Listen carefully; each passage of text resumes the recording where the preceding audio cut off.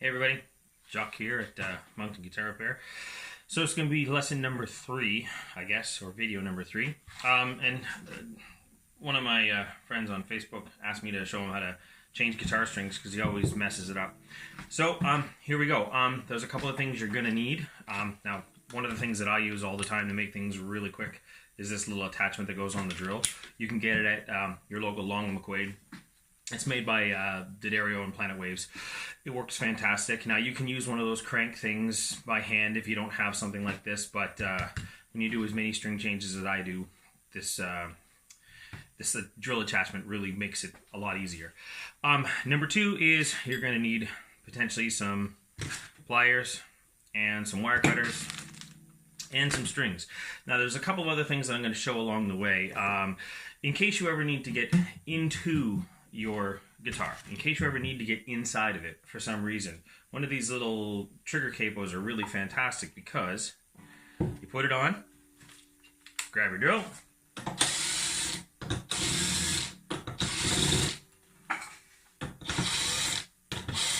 and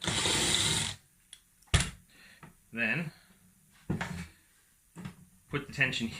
put a little more tension here, and what that does is it keeps the strings around the tuning keys when you can get your hand in. And what I normally do to take out the bridge pins is I go inside and I push them from underneath. Okay, some people, like if the holes are really tight or your bridge pins are really thick, you may need a quarter. And what you can do, if I bring it in closer, is you actually take and just use one pin to wedge against the other. If that doesn't work, you may need to get these out. Now I know that these don't because they're the Graphtec ones and they're sized perfectly. They're awesome. So, so what I do is I take my hand, push them in, and then strings are off, but they're not off over here.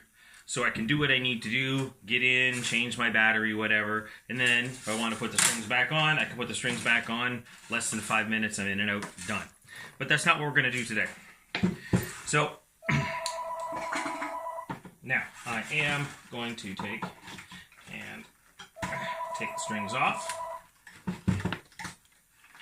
Now I'm just using these, taking them and grabbing them and turning them off. Okay, so now once you got all that done, this is the part where I would normally clean the fretboard, polish the frets and all that other stuff, but right now I'm not going to do that. I'm just going to change the strings. So luckily with these D'Addarios, which is what I happen to be using now, they've got the colored ball ends. Each one of them is a different color, so you know exactly which strings are which. Thank you, D'Addario. Well, so now what I do is I take about 2 inches of the string and I put it into the hole. Now, then I take my bridge pin and put it in most of the way. Not completely, but most of the way. Okay? So then I give the string a pull. And then I push the bridge pin in all the way. Now, the reason for that is because basically your bridge pin is sitting inside of your guitar. I need something bigger than that. Okay, so imagine my hand is this, and the bridge pin is this little screwdriver.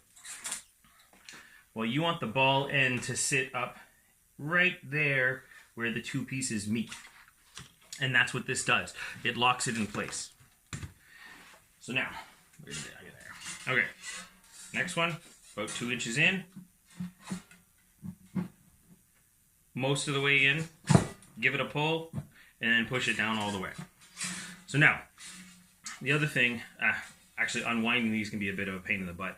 A lot of people go with the pointy ends. I like to take the ball ends first and do that, and then I just slowly, I just do 1 or 2 loosens of the wrappings around and then pull the string out and everything comes out nice.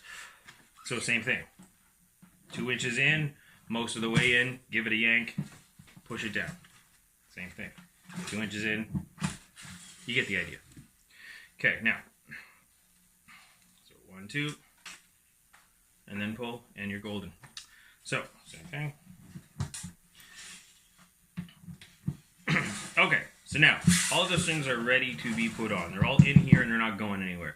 Now this is the tricky part, or sort of the thing that everybody gets all mixed up.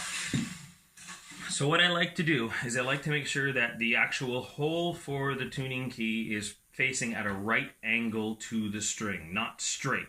Other types of tuning keys that are locking or the speed loaders, I do different things, and I'll address that in another video. But with these here, I want the hole for the tuning key to be at a perfect right angle. And why? What you want to do is take the string and go from the inside. See how there's an inside and an outside of the string, and you want it to be on the inside here, coming to the outside. Now, another question is how much string do I leave? Now, personal preference aside, generally speaking, I like to do approximately 1 hand width, give or take a little bit. Okay, so I'm about the 12th fret, and I've got the string over my hand here. Okay, now here is the trick: is once I've got that done, because the hole is at a right angle, I go like this, and I put a bend in the string. So now the string is making like a little Z here, straight in and out. And that locks the string in place. Like I can pull on that string quite hard, and there's no wrappings around the string or around the post, and the string still isn't moving. So that in and of itself is enough, in my opinion, to lock the string where it's supposed to be. Now here is the final little trick. Is this here. Now it's kind of hard to see, and I apologize. I'll do it like this. My finger acts like a tensioner. So I'm putting tension on the string by flexing my finger. You can see that, okay? Now my thumb is a guide that directs the string from the top of the post down towards the face of the headstock, okay? Because what you want is, you don't want the strings all wrapped around all gross. You want them to be nice and neat. And it's not just for looks, it's for tuning stability as well. But also, you want the string to get closer to the face of the headstock so that it has the correct break angle over the neck and you don't end up with buzzing and stuff, okay? So I'm going to do that. And I'm going to use my... So there, that is about right. Now, I'm bringing it a little closer. Okay, so you can see how it's coming off of here and going closer to the face of the headstock. Everything is all nice and neat. Then, I grab my pliers and cut it off nice and close to the post. So same thing. It's going to be at a right angle. Okay, from the inside out. Now, about 1 hand width, give or take. Do the lock, and then get the tension.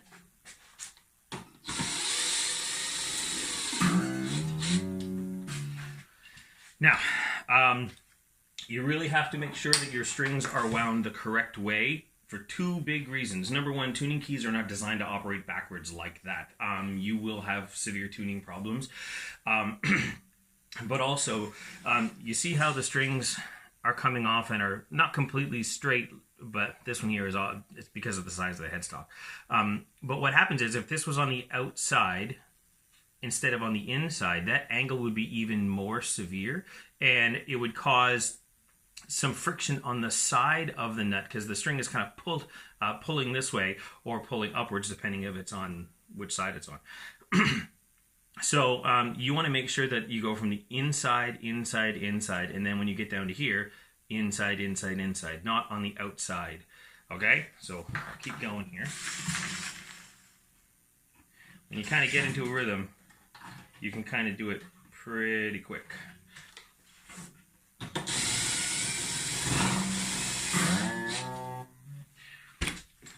Then cut them off.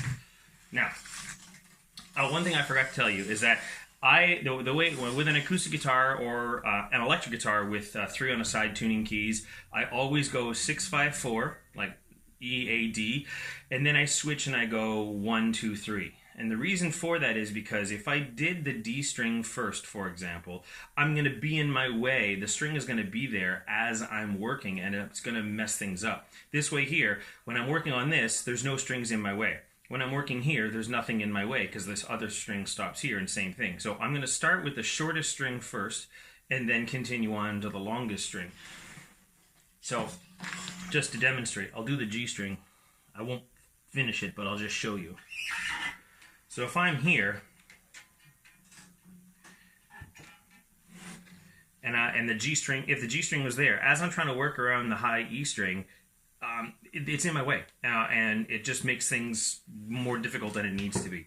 So if you do 6, 5, 4, and then 1, 2, 3, you're never getting all mixed up. Okay, so lock it. There we go. And another one. Sorry for the length of the video, guys, but you guys asked for it. And then the last one. So yeah, so like I said,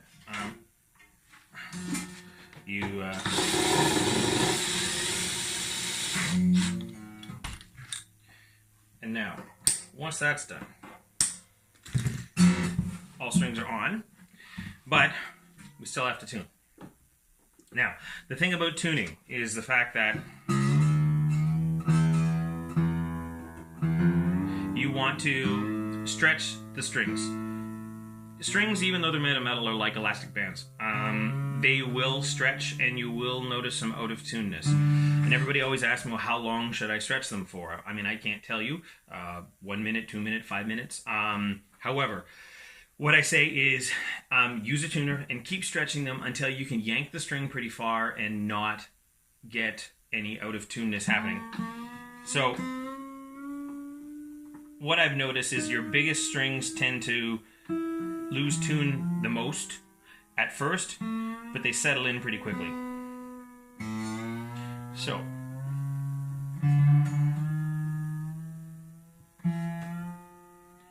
alright, almost done. Okay, so now, so if I'm here, I don't know if you can see that.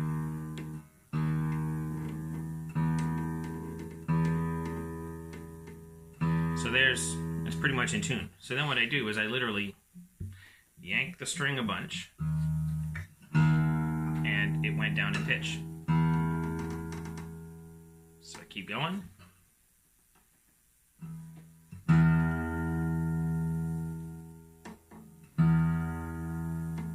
That's pretty close. Now, I don't know if you can see how far I'm yanking the string. I'm yanking it pretty far, but it's pretty much staying in tune. Now, I would keep going another couple of times, and if I can yank the string, I'm yanking the string close to 2 inches away from the fretboard, and it's not moving. So that means it's pretty much done stretching. Sometimes it's quick like that, sometimes it's not. But definitely you want to stretch your strings, and then once you do that, you're good. Now I'm gonna cut the video here because I'm gonna do a second video about tuning and things like that. But this was more about, you know, changing your strings, making sure you don't mess it up down here. You really want to make sure that you keep it nice and neat, because the wrappings kind of interlock. So everything keeps it nice and locked together. You don't have to do none of this fancy locking stuff or whatever there. Now, you generally want about 2 to 3 wrappings around on the wound strings. But on the smaller strings, I would say maybe 4 or 5, maybe even more than that. I don't know if you can see here how many I've got on the smaller strings here. It's kind of a little hard. But yeah, you definitely want to be able to do that. And yeah. Thanks so much for watching. Hope it was informative. Any questions? You know where to find me. I'm Jacques at Mountain Guitar Player.